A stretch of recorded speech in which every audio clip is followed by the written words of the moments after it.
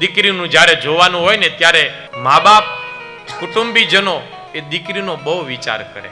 સારું ઘર હોય, સારો પરિવાર હોય, હરેક મા બાપ જો. એમાં સૌથી પહેલા કન્યાનું કામ શું હોય? કન્યા ખાલી એટલું જ જોવે કે સામે વાળો છોકરો હેન્ડસમ છે કે નહીં, આટલું જ એનું કામ જોવાનું.